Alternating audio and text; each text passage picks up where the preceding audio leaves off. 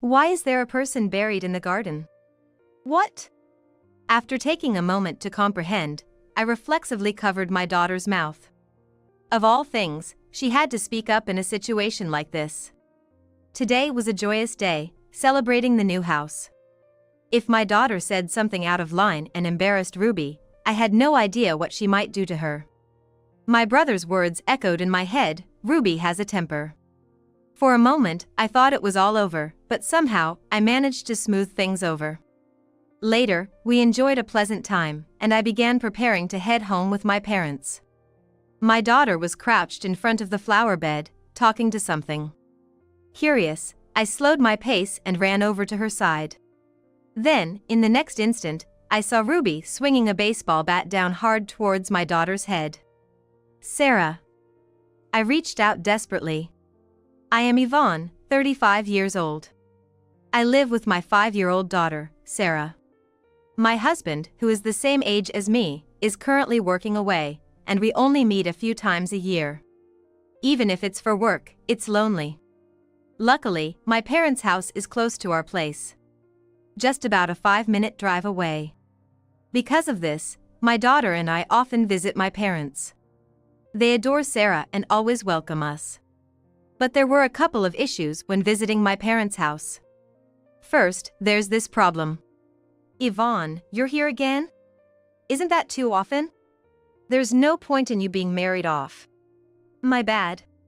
Those sharp words came from Ruby, my sister-in-law. Not only my parents, but also my older brother and his wife, who is my sister-in-law, were living in the family home. It was supposed to be a temporary arrangement. As my brother, Eugene, had bought a plot of land and was in the middle of building a new house. So until it was finished, they were staying at my parents' place.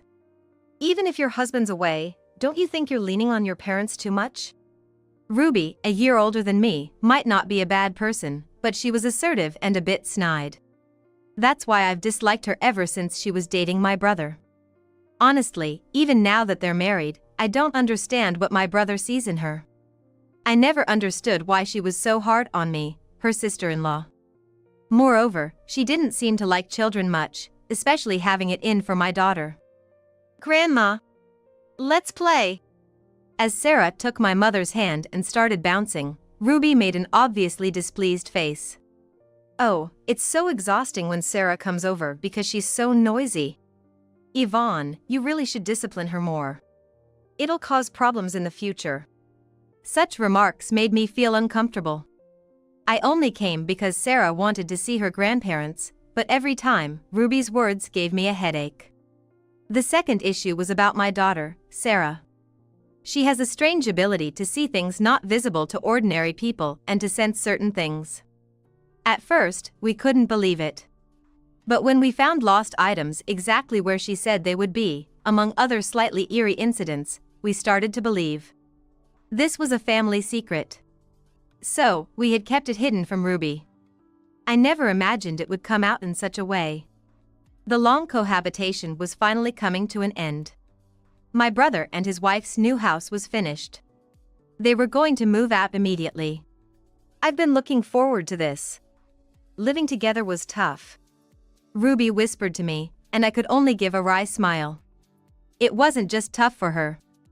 I was relieved that my parents' home was finally going to be a place of peace. My daughter looked at me curiously. "Mom, why do you act properly in front of Ruby?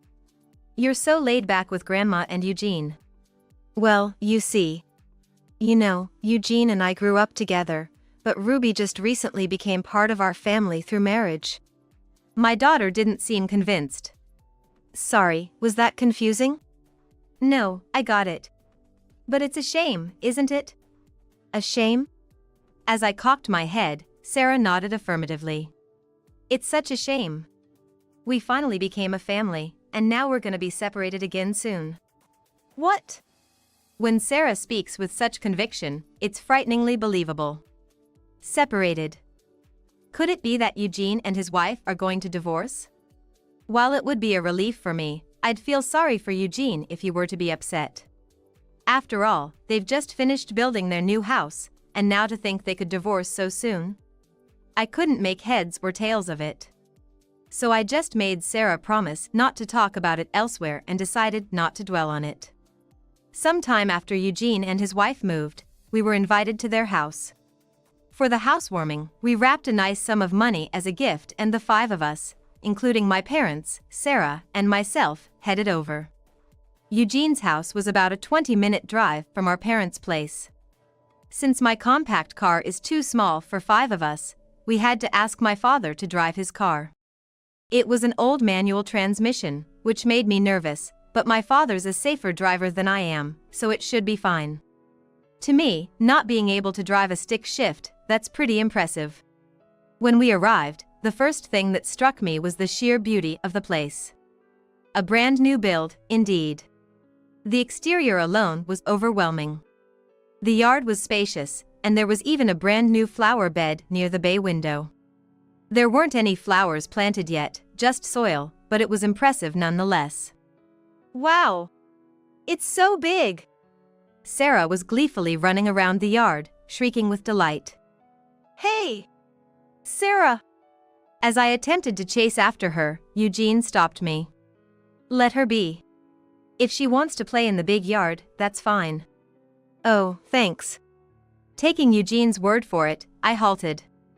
I kept an eye on Sarah to make sure she didn't stray too far. As long as she was in the yard, she wouldn't get lost or bother anyone. I found myself idly thinking how nice it would be to have a house. That's when Ruby came over, glaring sharply at us from a distance. Hey! Yvonne! You should be watching Sarah properly. Oh. Did she do something? Sarah had been running around, but she hadn't bumped into anything or broken anything. I didn't recall anything that should have caused an upset, but Ruby was angry. Do you normally let kids run wild at someone's housewarming? Don't you think it's bothersome? My apologies. Eugene said it was okay, so I just went with it. That's just Eugene being too nice to say anything. Don't take it to heart. I couldn't afford to upset Ruby any further. I had seen Eugene getting tossed around by Ruby's tantrums many times before. Sorry about that. I'll make sure she behaves. I went after Sarah, who had just darted past. Sarah! Chasing after her, I found her squatting by the flower bed, staring intently at the flower bed. All that meets the gaze is dirt. No flowers have bloomed yet. What could be so interesting? Sarah? What are you doing? When I call out from above, my daughter looks up at me and says, "Why is there a person buried in the garden?" What? After a moment to grasp what she said, I reflexively covered my daughter's mouth. Of all things, she had to say it here. It was housewarming for my brother and his wife. It's supposed to be a happy occasion, but if Sarah says something out of line, it could smear mud on Ruby's face. And if that happens, who knows what Ruby would do to her? Ruby has a temper, my brother's words come to mind. It seems my brother heard, but luckily, Ruby is engrossed in conversation with Mom and hasn't noticed. Look, Sarah. What a pretty house, isn't it beautiful? Let's go inside. I catch my brother's eye, his face a mix of emotions, and try to distract my daughter as we move. Of course, my hand remains over her mouth. But without any concern for my efforts, Sarah wriggles her face out from between my fingers and says, "Hey, Mom. It's weird. Why aren't we helping the person buried in the garden?" Sarah. It's fine. I'm gonna ask Eugene. Sarah slips away and runs to my brother. Grabbing his hand, she pulls him toward the flower bed. Seeing the expression on my brother's face, who knows Sarah's strength, is telling. Sarah. Do you see something? Reaching the flower bed, Sarah looks up at my brother and tilts her head. Yeah. Eugene, don't you see? We have to help them quickly. They're asking for help, calling Ruby's name. This was unexpected for both my brother and me, and we inadvertently looked at each other. Ruby is still talking with Mom. Ruby's name? Yeah, right here. My brother and I step closer to the flower bed. On closer inspection, the soil where Sarah is pointing looks slightly different in color. It's as if someone had dug it up once before. Chills run down my spine as the thought crosses my mind. What do we do, Eugene? What to do? We can't just ignore what Sarah says. It's not that we should ignore it because it's a child's words, but because it's Sarah's words that we can't. My brother returns with a small gardening spade from the back of the house. It seems insufficient for digging, but it's all we have. When we tap the soil, it feels unnaturally hard, as if something has been firmly packed to hide it. My brother, perhaps frightened, is cautious and can't put much force into the spade. Impatient, Sarah snatches the spade from him. Come on, Eugene! You're no good at this. I will do it. Sarah, hang on. I reach out to stop her, but Ruby grabs Sarah's wrist before I can. Having come over unnoticed, Ruby squats down to Sarah's level and smiles brightly. Hey, Sarah, don't touch my precious flower garden. Relieved at Ruby's smiling face, I pulled my daughter Sarah closer. That's right, Sarah. You can't just touch things without permission. Sorry, Ruby. No problem. But don't touch it again. Not ever. I felt a strange intensity coming from Ruby. I bowed my head to her again and tried to make a getaway to my mother Yvonne with Sarah in tow. But at that moment, Sarah once again pointed at the flower bed and shouted, "Look! That person is watching Ruby over there! Hey! Sarah! You're gonna scare Ruby with that kind of talk. Don't say things like that." Every time my daughter had said something like this before, the people who heard it turned pale and trembled. I imagined Ruby must be terrified, having such things said about our brand new home. Sorry, Ruby, it's just a misunderstanding by Sarah. Trying to make amends, I looked at Ruby's face. No matter how much I might dislike Ruby, I felt bad for frightening her. I thought I had to get my brother Eugene to smooth things over too. But when I saw Ruby's face, I caught my breath. Far from looking scared, her eyes were wide open and she looked angry. Sarah, is someone watching me? Yeah! They're asking for Ruby's help. Ruby just said, huh, and raised the corners of her mouth. Her eyes weren't smiling at all. For some reason, I found Ruby's face terrifying and I shuddered. I'm sorry, Ruby. It's okay. It's just kid stuff. Eugene quickly stepped in between me and Ruby, and the situation settled for the moment. We went inside the brand new house with our parents and they let us sit on the brand new couch. Wow! It's so cushy! It seemed Sarah's spirits had lifted in the new house as she happily sank into the couch. She seemed to have completely forgotten the earlier incident, and I felt relieved. We then ordered some takeout sushi, chatting and eating. Sarah must have been exhausted from all the excitement. Before we knew it, she'd fallen asleep on the couch. Would you like to put her to bed upstairs? Should Eugene carry her? Really? Thank you. That would be good. We still have quite a while before we head back. It might be better than letting her sleep in the bustling living room. At first, I thought so, but then I had a bad feeling. I think it's okay. She might feel lonely waking up alone. Oh, she's already 5, right? She'll be fine. She can sleep here. Yvonne, you're a bit overprotective, huh? Ruby murmured that and smoothly rejoined the conversation with my brother and parents. Despite the short exchange, I couldn't stop sweating. After a while, Sarah woke up. It's about time to leave. We agreed with our dad and started to get ready to go home. As I was cleaning up the table and washing the cups, my bored daughter tugged on my clothes. Hey Mom, are we going yet? Just a bit longer, okay? We'll leave soon. You're slow. Maybe it's because she just woke up, but Sarah seemed a bit cranky. I didn't want to deal with a tantrum right now, so I decided to hand it over to my mother. Mom, can you please rinse these? Sarah is getting grumpy. My mother came running over, but Ruby blocked her. Then how about Sarah and I play in the yard while we wait? The yard! Let's go! My daughter, thrilled at the thought of going outside. More than that, I was surprised that Ruby invited her to play. She isn't supposed to like kids, yet there I was, puzzled but thankful. Thanks, Ruby. But we're about to head home. It's just until you leave. It's fine. Come on, let's go, Sarah. Yeah. Sarah cheerfully responded and took Ruby's hand, and they left. It's strange. Ruby's not keen on children, Eugene said with a stunned face, watching them go. I know, right? Ruby and my daughter have met many times, but I've never seen them play together. Sarah isn't shy with strangers and would happily approach Ruby, but I thought Ruby always kept her distance. Yet today, Ruby was the one who did the inviting.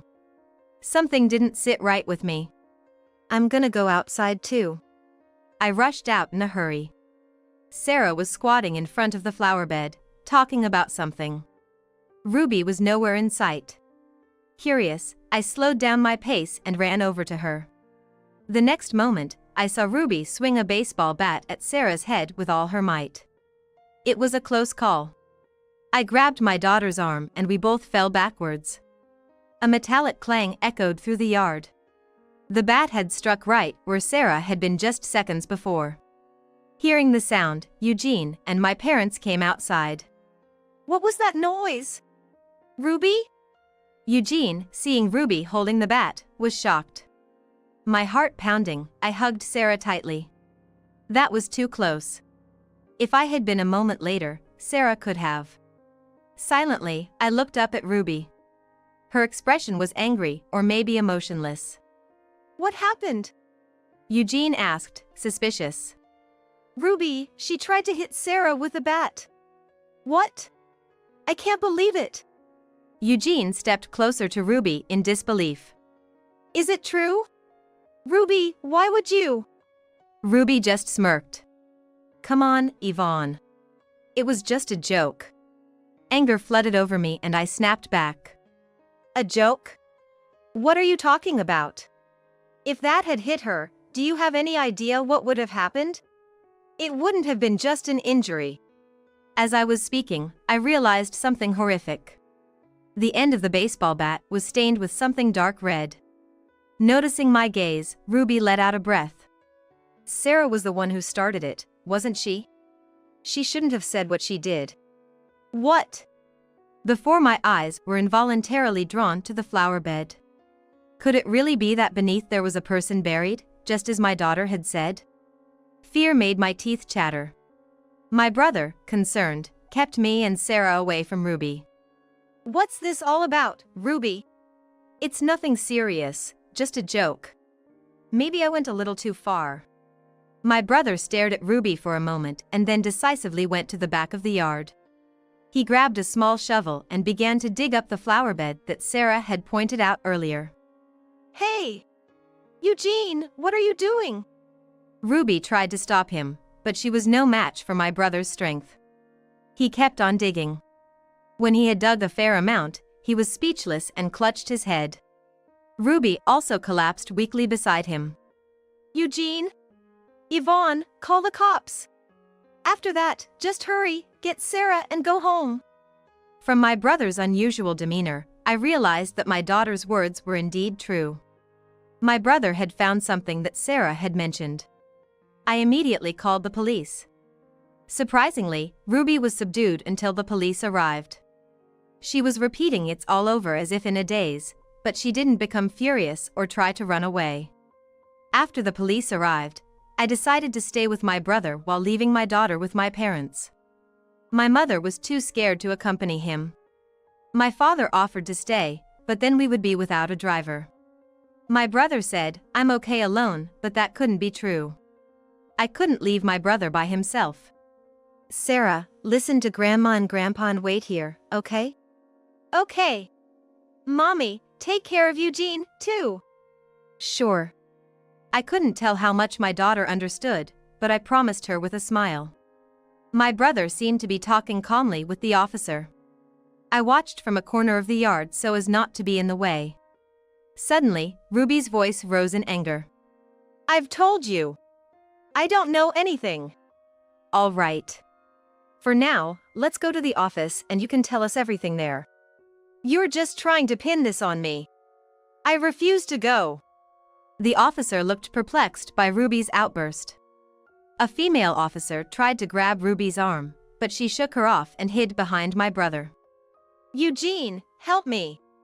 Ruby. My brother was flustered, holding Ruby's shoulder. He neither hugged her nor pushed her away. I could feel his conflict. I didn't do anything wrong. It's a false accusation. My brother probably wanted to believe Ruby's words.